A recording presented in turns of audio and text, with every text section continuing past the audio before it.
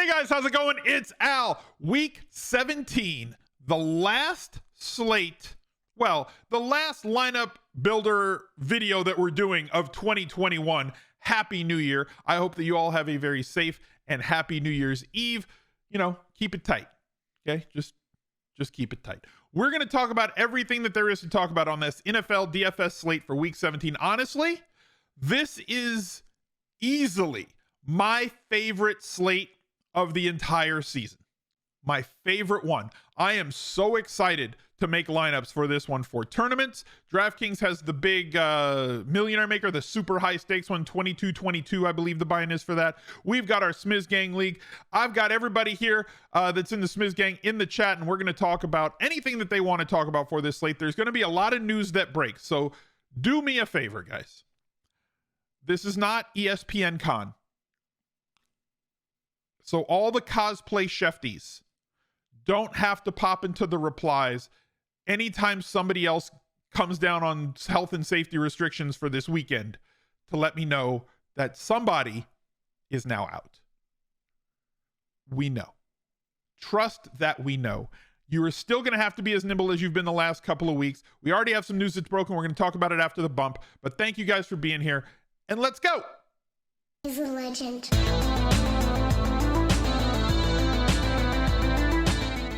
The Smiz Gang Listener League, we are pacing pretty well this week. $10 to enter, $32,500 in the prize pool, and absolutely no rake. 5 max you can enter at most 5 times. If you want to single enter this, go for it. Have fun. It's a community league, but it is the best league on DraftKings because there is no rake. You should be concentrating on those, and a really nice payout arc as well, with 10% of the money going to first place and 10% of first place going to 10th place, or something very close to that. Don't fact check me, but it's got a really nice payout arc. One of the ones that I've preferred. They've really done that and helped out. And I will shout out all the winners on the recap video on Monday, which usually is on the second channel, but I believe I'm going to put on the main channel just like I did this week. So look out for that week 17 recap video next week.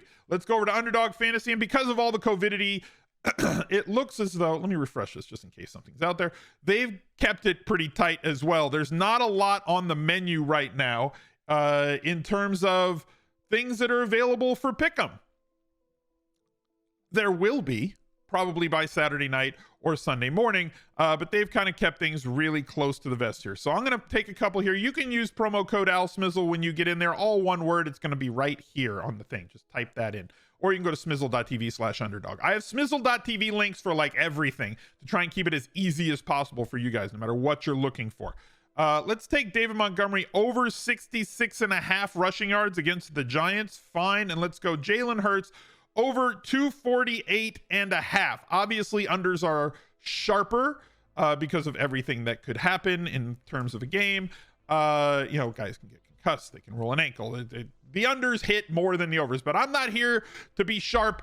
Damn it. When it comes to these pick'ems, I'm here to have a little bit of fun. So there's my pick'em, $50 to win $150. You can go up to 5 players to win $20. Go check out the great products they have over at underdogfantasy.com.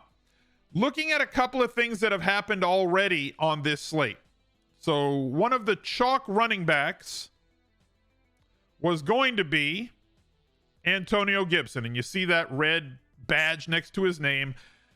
He is in health and safety restrictions now, was 5,900 going up against Philadelphia at home. Philadelphia, not one of the most efficient teams at stopping opposing running backs, and we know how electric Antonio Gibson could be, and was lining up to be one of the 3, 4, or 5 highest played running backs on the slate. Not the most chalky guy, but he was going to be played. So now in his place, we're going to see Jarrett Patterson play an awful lot more snaps, run an awful lot more routes. At baseline, he should theoretically get the usage that Antonio Gibson has gotten in terms of snaps, running back touches, and everything else, and grades better than Antonio Gibson does in terms of pass blocking. So he may get even more usage in the passing game. Let's say he gets like 20% or 25% more snaps in long down and distance and 2-minute drill, even though that is kind of JD McKissick's role. But Patterson can eat into that, is kind of what I'm saying. Now you've got this player at 1,100 cheaper. So add him to the mix of good value plays at running back, of which we have many. Why don't we bring in the chat and they can ask me whatever they want to ask me, and we'll go through and we'll talk about like the cash game lineup, which I honestly do feel is very straightforward this week. It's not always straightforward. It seems this year that it has been more straightforward than a lot of previous years. And part of the reason for that is all of the value that gets created in a year like this with players entering health and safety restrictions, which creates these situations where players are priced for a specific role and then the player in front of them goes out, and the nature of the NFL being a next man up sort of league, you get guys who are going to play a ton of snaps and run a ton of routes and get a ton of targets. And on DraftKings with full PPR and bonuses, that just blows everything out the water. Is Amon-Ra St. Brown too cheap at 6,000? Amon-Ra St. Brown has put up a fantastic month over the last 4 games, right? 11 targets last week against Atlanta, 11 against Arizona, 12 against Denver, and 12 against Minnesota. So since week 13 to week 16, he has become a target monster. And at wide receiver, that is exactly what you want to get. You'd love double-digit targets, right? The problem is, for me at least, I like the kid. I like his talent, you know? And I'm kind of bullish on Detroit next year moving forward. The problem is the rise in usage for Amon-Ra St. Brown correlates 100% with the absence of DeAndre Swift, who is back this week. So it's entirely possible that St. Brown is not going to see. Now, he may still see 10 plus targets. It's certainly a possibility. It's a non-0% chance that he's going to have. I don't know what percent chance he's going to see 10 or more. But when you add in the guy who was running those short dump off routes that St. Brown has now taken over, there is a distinct possibility that St. Brown drops down to like 6 or 7 targets this week. I would love to see him continue to get 10 plus, but the return of DeAndre Swift muddies the waters at least a little bit when it comes to the outlook for Amon-Ra St. Brown. There was another question before that has disappeared from Real Trey that says, for GPPs, can a naked Trey Lance be a thing despite the Smith stack rules? Trey Lance presents problems. He allows you to break rules for a couple of reasons. One, he's too damn cheap. Okay? So Trey Lance, for his skill set, is too cheap at 4,800. Konami code running backs, shout out to Rich Rebar, Hurts, Kyler when he's like actually running, Cam Newton from a few years ago, Cam Newton in his prime, running first quarterbacks, guys who are going to run the ball 8 to 15 times. Lamar Jackson, when he first started, but he didn't throw often, but he's a very efficient thrower for a couple of seasons. So Trey Lance at 4,800, if he runs the ball 10 times, which I fully expect him to run the ball 10 times, and typically speaking, would probably have an expectation of, let's say, 0.5 touchdowns. So that's 3 fantasy points. If he averages 6 yards a carry in his first 2 games that he played a lot of snaps, he had 5.9 and 5.6. So let's just round for an easy, 60. That's 9 rushing points on projection alone before he ever throws a pass. When it comes to this San Francisco offense, it is an offense built around high percentage short range throws. And while I don't have the exact numbers in front of me, although I did have Kyle and I were having this discussion earlier this week about more centered around Jimmy Garoppolo and what Jimmy Garoppolo's talent level is. I don't know how else to put that. Like what he does well versus what he does not do well. I'm trying to find the email and stalling so that I can get you guys the stats on this. So Jimmy Garoppolo does not throw the ball very far very often. And when he does throw the ball, he is much more accurate at throwing the ball and more efficient throwing the ball 5 yards and less. Okay? So San Francisco leads the league with 24 catches, gaining 20 or more yards that traveled less than 15 yards in the air. They average a league high 7.6 yards per catch after the reception. So what I'm trying to say is that they have 3 pass catchers: Deebo Samuel, George Kittle, who projects at a very low percent this week, and Brandon Ayuk, who are 3 of the best tackle evaders, tackle breakers, yard after catch, yak monsters in the league. And you put them into a system that is designed to create yards after catch by scheme and by blocking.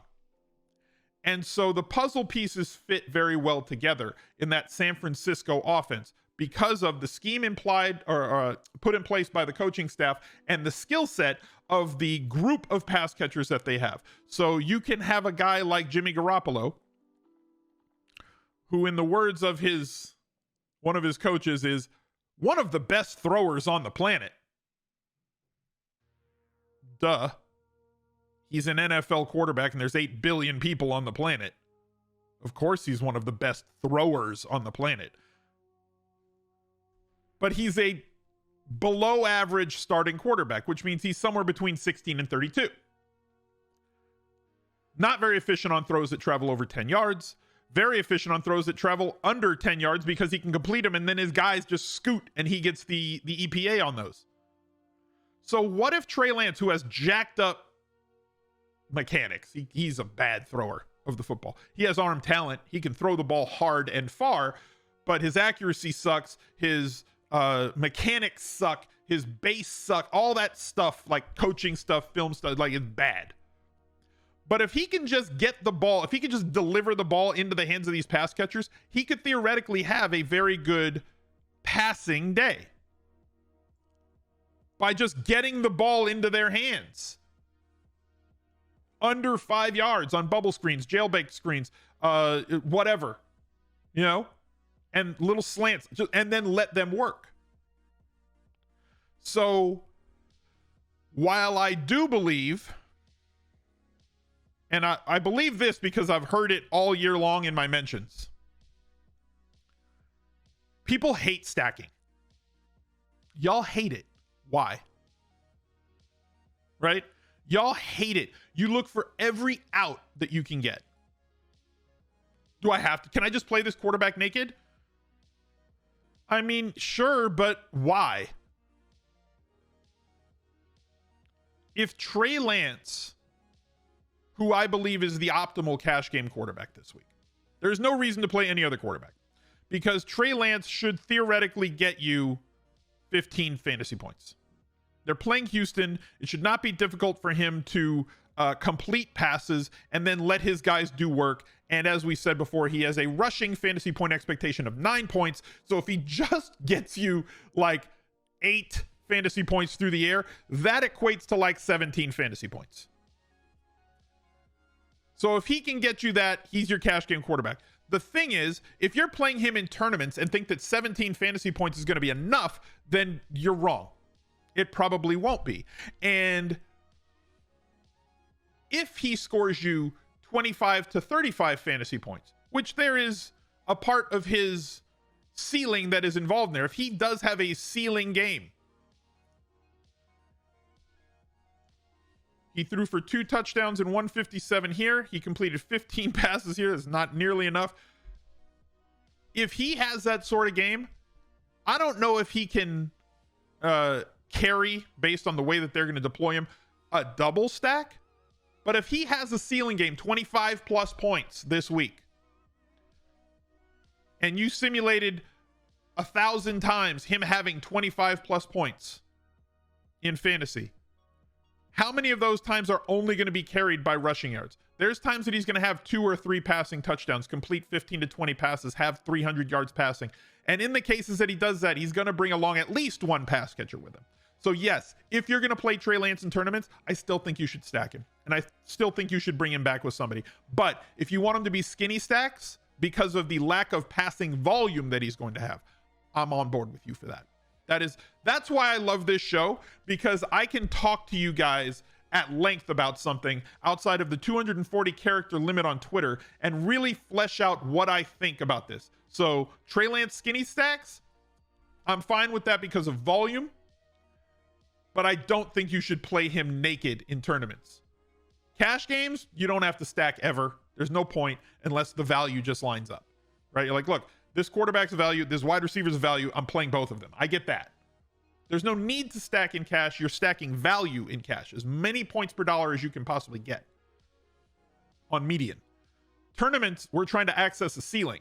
And if Trey Lance accesses a 25 plus point ceiling, you bet your butt there's going to be a wide receiver that gets dragged along with him. So that's the long-winded answer, because I know that Trey Lance needs a long-winded answer. So yes, I'm probably going to have Trey Lance in tournaments this week, and none of them are going to be naked. Debo scored 37.8 points with Lance in week 4. Are there any punt tight ends this week? There's a few. I think it's a pay up for tight end week. So I'm going to go out and say that I think you're paying. I think there's going to be some Higbee. I think there's going to be some Everett, right? Touchdown chasing with these two guys. I think you're paying $5K and above at tight end. And I think that Andrews and Kelsey and Kittle are going to come in really low percentage. I think that Gronk is going to, I don't think there's going to be any standout tight end. So it's going to be very easy to leverage the field in tournaments. But like Gronk's a good play. Knox a good play. Pitts is a great bring back. 4 Buffalo players if you're using a secondary stack or a primary stack. Gesicki's been solid all year in terms of volume. Basically more than any other, but he has not translated that constantly into fantasy points. But Tennessee is terrible against the pass. Goddard has been a target monster. Schultz has been very, very good. I posted something in Discord that was one of the most shocking stats I've seen like all season long from RotoViz. Like on adjusted yards per attempt, he is leading the Cowboys on all of Dak's attempts this year. It's absurd. And Zach Ertz as well, 24 targets the last 2 weeks, even though he's had no touchdown and hasn't had that 20 plus point game. This is a lot of volume for a tight end. It is. Like 10 plus targets a game is a lot for a tight end. So like 5K and above is basically where you're going. Now, going to the cheaper tight ends. CJ Uzoma, he's fine. Cole Kmet against the Giants, totally fine. Right? Cam Brate, touchdown or bust, probably not going to go that direction. And Brevin Jordan, 2,800, he's fine. Right? But like those 3 or 4, and like there's probably some other $2,500 tight end. And by the time the games get here, somebody is going to test positive for COVID-19 and be out this weekend, which will more than likely open up somebody else. Right? And I think that Dan Arnold's back too, right? Dan Arnold should come off the list and he's 2,500. Right? He is, I believe, should be eligible to come off the list by this weekend if he can clear COVID protocols at 2,500. Yeah, like there's a lot of tight ends. I think that the majority of the percentages in tournaments are going to be on the premium tight ends because it is what it is. But like Jordan, Uzoma, Kmet are probably my 3 favorites under 3,500. And we still have to be very, very nimble because a lot of news is going to break between now, the time that I'm recording, which is 9:20 in the morning on New Year's Eve. You know?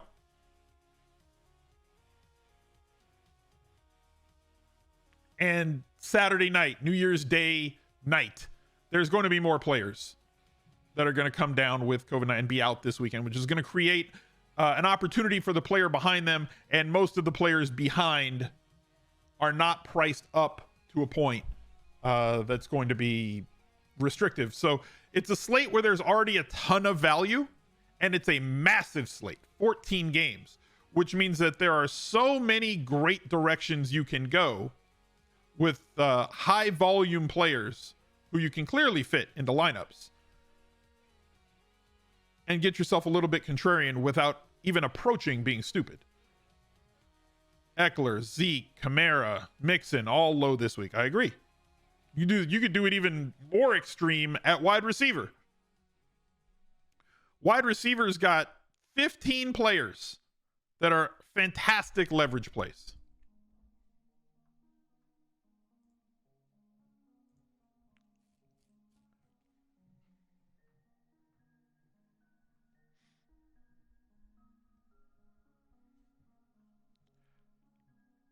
So, like, we're going to talk about the tournament strategy because I honestly do believe that cash games are very straightforward. I really do. You know, I really think that cash game lineups are very straightforward this week. So, like, cash games, you're playing Cooper Kupp. Cash games, you're playing... Assuming that there was something I read before I went live that said Antonio Brown has not been seen at practice on Friday. Let's assume Antonio Brown's in for now. If it changes, it changes. But Antonio Brown's going to be in your lineup. Assuming everything stays the same. One, Trey Lance is your cash game quarterback. There's no need for even the polls this week. Trey Lance is starting in your cash game lineups. At running back, David Montgomery and his ridiculous volume.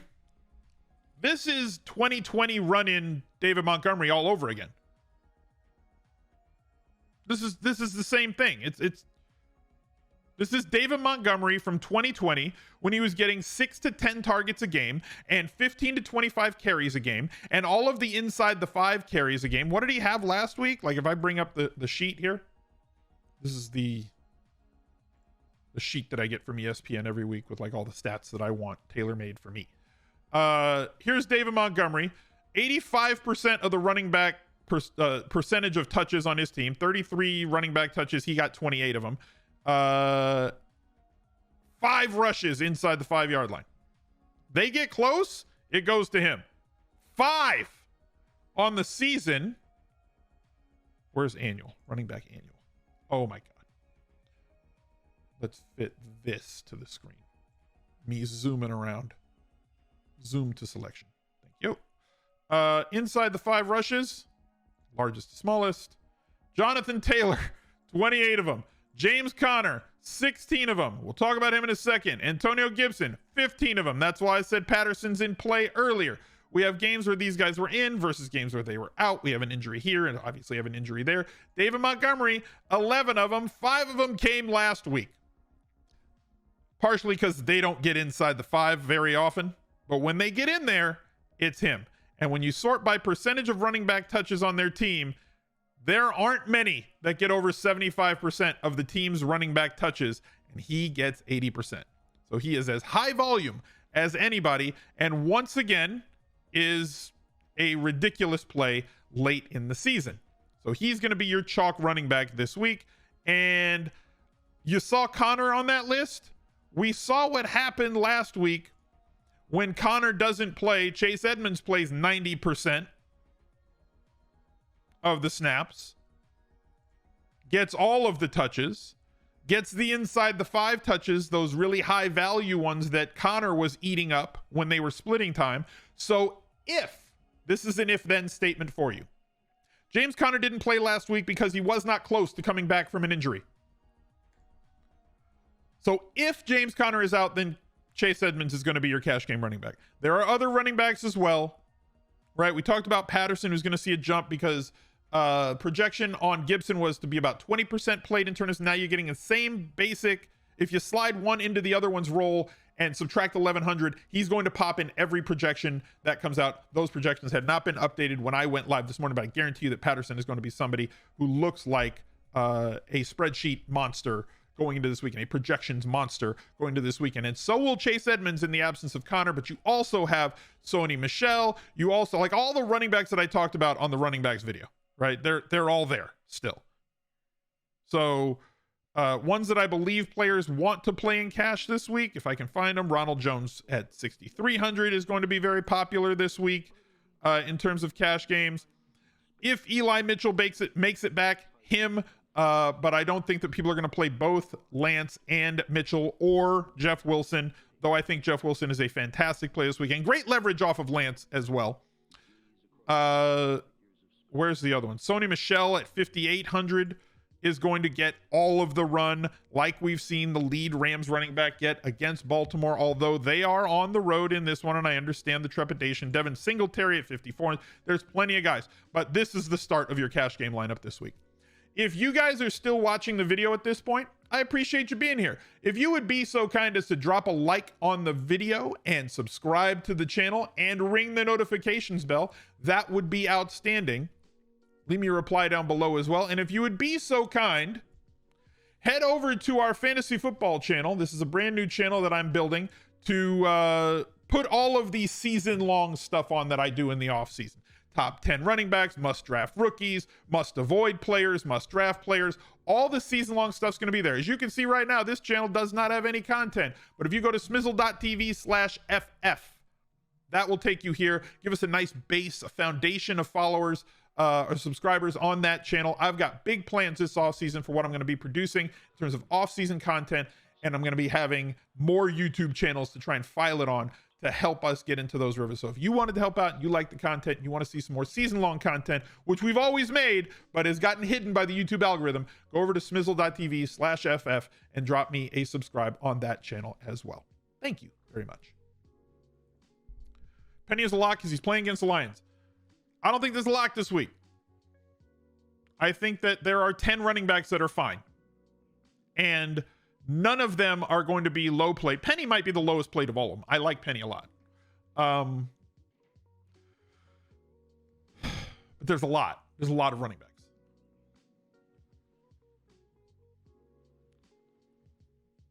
So it's very easy to get contrarian in tournaments at that position. We've seen weeks like this before where this year, in fact, like running back has been very deep because they just refuse to price up running backs on DraftKings. A lot of them are flying every week between 5 and 65.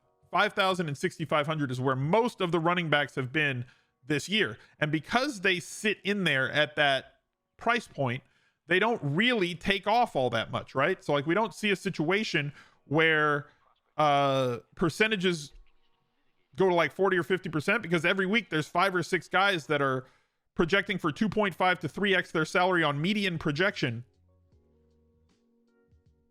kind of at that point. And because they project for that at that point, it holds down the percentages for all of them. So it just kind of is what it is.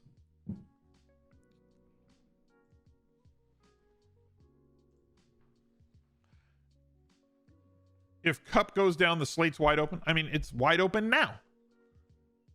Do I think Justin Jackson eats into Eckler's workload? No. I think Eckler is their guy when healthy. Just like every other team. They do what they do, and when the main guy's out, they play the second guy.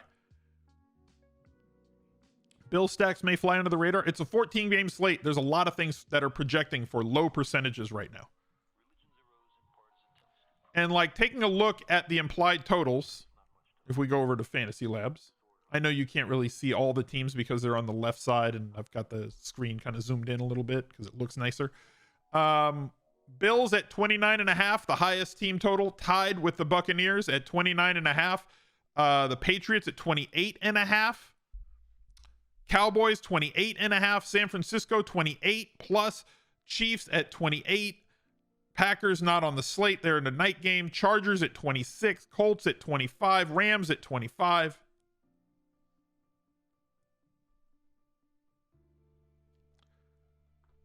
A lot of high totals, and totals at 24 or 25 and above lend themselves to double stacks working out at 3 times the rate.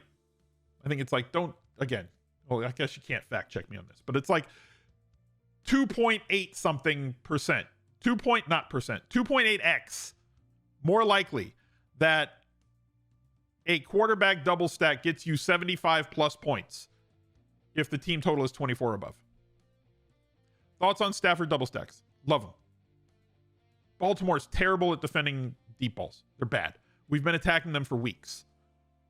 There's a reason why Joe Burrow was our first look last week and in our top stacks video and written up in Best Buys, because we attack bad defenses, especially when the team that they're playing against does that thing. So the Rams, do they throw the ball, and do they throw the ball deep often? Yes. Coleman on COVID-19 list, Michael Carter season. I agree. Less running backs for New York is greater for Michael Carter. The problem for me, it's not a problem with Michael Carter. The problem for me with Michael Carter is not a Michael Carter problem. I love the player. I love the skill set. I love the ability. I love how great how great of a prospect he was, and prospects and talent level when met with opportunity usually leads to good things for fantasy. The problem is Zach Wilson refuses to throw the ball to his running backs. He just doesn't throw it to his running backs. Mike White threw the ball to his running backs only because Mike White did not have downfield eyes. Mike White saw the rush. Running back. 1, 2, 3, 4, 5. Running back. He would just get rid of it and check down a ton. Wilson has elite, world-class arm talent. No matter what you think of his talent up here yet for the game at the NFL level, his arm allows him to get the ball downfield whenever he wants to get the ball downfield. And so if he sees an opportunity to attack a wide receiver outside or deep, or a tight end down the seam or whatever, he does that instead of going through his progressions and saying, no, no, no, dump. Next season, Michael Carter, I believe, will be a much more week in, week out option with Wilson's maturation through an off season of OTAs and mini camps as the number one guy with his team and his players. So that's my spiel on Michael Carter. I think he's good. I think the price is fine. He's clearly their guy once they get in close, if they get in close. And you're not going to be able to run the ball against the Buccaneers because nobody's ever able to run the ball against the Buccaneers. So there is heightened expectation for targets for your running back against the Buccaneers because you can't run it against them. If only Zach Wilson would throw the ball to him. Gez Money, thank you very much, and welcome to the chat. You like Rojo, especially if AB is out. I mean, Rojo's in play regardless. Carter's your bring back in stacks. Yeah, Barrios is there too, because Crowder is now doubtful and Elijah Moore is out. So one more week, we ride the Barrios train. But he'll be popular. What stack provides leverage in tournaments this week? Don't know that we need it. I don't think there is a leverage stack. I wish I could tell you that there was a leverage stack. I mean, maybe there is. The problem is, I don't think there is. At least not one based on what's going on right now that looks like there's leverage. A leverage stack is if a running back projects for like 25 to 40%. And everybody's going to play that. Then to leverage off of all the running back play there and go with the double stack is the play. So like Allen stacks off of Singletary percentage, but how high is Singletary going to project now with all of the other value on the slate? I've got Singletary. I'm looking at two different sites right here. Singletary is projecting it between 20 and 25%. Okay. Josh Allen's at 14%.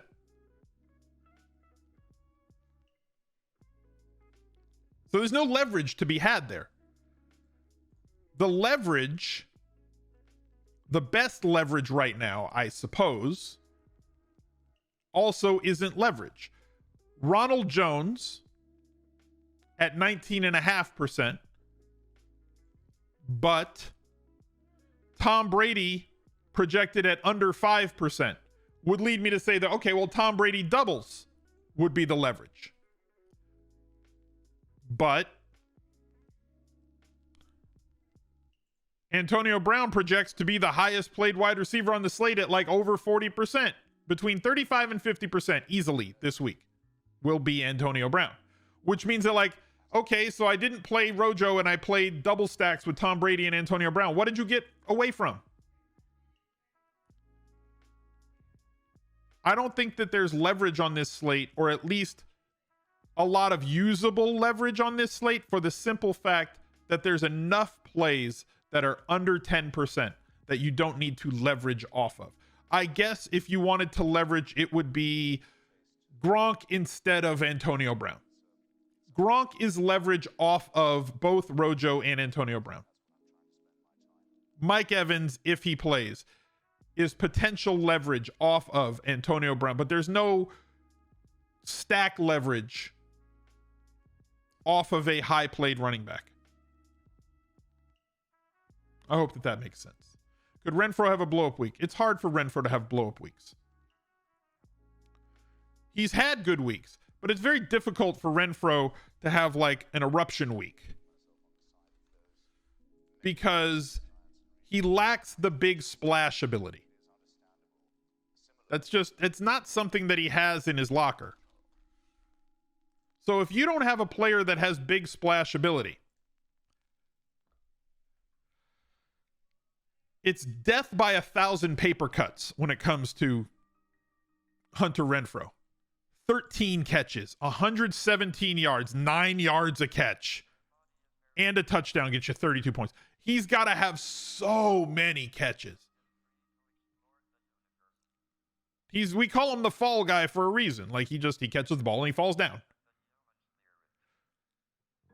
But Al, you said Hunter Renfrow doesn't get yards after the catch, and he's one of the league leaders in terms of yards after the catch. Hunter Renfrow has 92 catches. Those yards after the catch add up.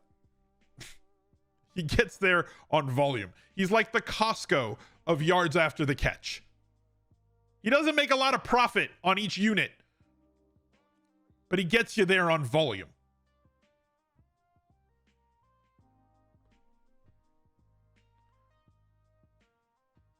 No, he's like top 10 or top 15 in the league, but like in terms of yards after the catch, but like that's not his thing. He ain't breaking tackles. He's not evading tackles. Zay Jones this week does appear to be a very good value at sub 4K.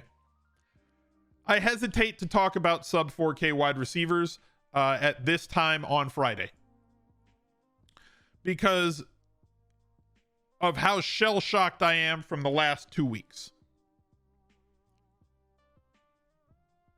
But like, I'll talk about a couple. Laquan Treadwell has been somebody that we've been riding for a few weeks at a really cheap price when he was 3K, 32, 34. He's at a price now where he needs like 12 points to profit. So he's got to get into the end zone to pay off on the profit, on the salary that he's at right now. Pringle is 4,100.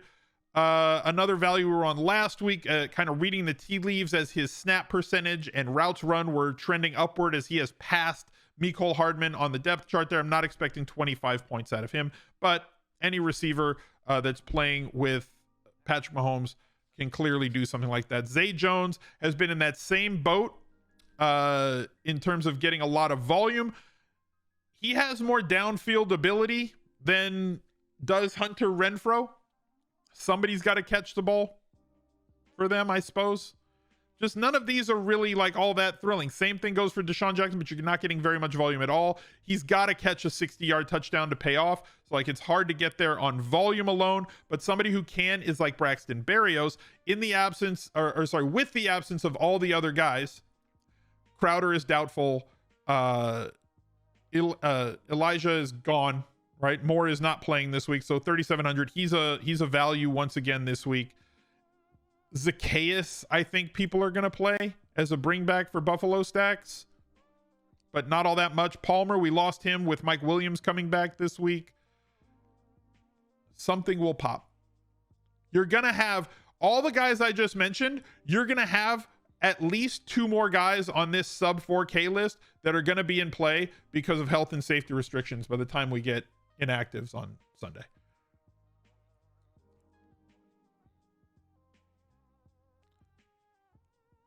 So it's a slate where we have to be careful. It's a slate where we have to, not careful, that's the wrong word. It's a slate where we need to stay nimble more than anything else. Because, and I was asked this the other day, like, when does 5 for 5 come out? So like 5 for 5 video is scheduled to come out on Saturday. We're going to record it right after I'm done recording this video for Twitch right now. The problem is 2 weeks ago, it got completely obliterated with 2 games being moved off the slate. 3 players from those games were on the sub 5 list, and 2 other players were now projecting, because those games got moved, from under 5% to 15. So I uploaded the video to YouTube and I was like, I can't publish this because I don't want to deal with the replies or is it these games are this is useless video. So I didn't publish it. And then last week was Christmas and I didn't make the video. We're going to record it. I've got a list. It's good. 5 under 5 is going to be hot this week because there's a lot of plays on it. There's a lot of good players, all pro players. Remember the last time we had a week like that? It was like Jonathan Taylor was sub 5 and I was laughing on the video. I was like, he's under 5%. We're playing him. I feel that way about this one, about this slate. I feel like this is a fantastic slate and it's going to play right into our hands as we correlate our lineups, because staying under 130 total percent is not going to be difficult. Staying under 120 is not difficult. So getting a contrarian lineup through a double stack build is going to be very easy for you, because there's a lot of pass catchers who are going to be sub 10%. And the combination of 2 of them and a bring back play is going to be really low played, and no quarterbacks tend to fly really high.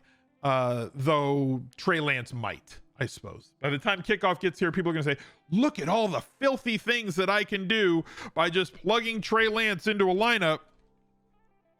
And they're just going to say, oh, look, I can play like this cash games type line. And like maybe a cash game lineup wins this week. But like people, oh, look, I can do this and I can do this and I can get him and I can do that. So like maybe you're going to get a lot of cash game lineups that aren't correlated well. And maybe it's going to be a week where chalk attacks. And if it's a week where the chalk attacks, those lineups are going to do very well. But you saw all the high team totals that were out there. Teams expected to score 25 or more real life points. So if those teams, if 1 or 2 of them, if that Dallas Arizona game is 42-38, if any other game shoots out and has 55-65 real life points, that's a lot of touchdowns. That's a lot of yards and catches. And somebody who correlates those sorts of games and outcomes is going to end up on top, unless chalk just attacks so massively. Like if Antonio Brown has 35 points and Cooper Kupp has 40 points and David Montgomery has 40 points and Trey Lance has 30 points, it's going to be hard to beat the chalk on a week like that. But in the case that those plays just kind of do what we expect them to do on median projection, and Antonio Brown has like 24, 25 points and Cooper Kupp has 26 points and Trey Lance has like 18 fantasy points, then it's going to be very easy to beat the chalk. And it's also very easy to get different this week. So I don't think that you're going to have to spend all that much brain power to really try and figure that out to get yourselves there. So thank you guys for being here. I appreciate it. You guys have been awesome this year. We accomplished a whole lot. Like I can't even say thank you enough for, God, what are we at? This fundraiser closes later tonight. Right? This fundraiser will close, I believe, at New Year's. And in appropriate fashion, we've raised $102,420.69 for No Kid Hungry. So thank you guys for all the love in 2021, for all the charitable giving that you've done through this channel to our fundraiser at No Kid Hungry. You guys have done amazing things this year. I hope that you had a fantastic 2021. I wish you a happy and safe New Year's Eve. Keep it tight. And I wish you all the best. 2022 is going to be even better. Thank you guys for watching. I'll see you tomorrow. He's a legend.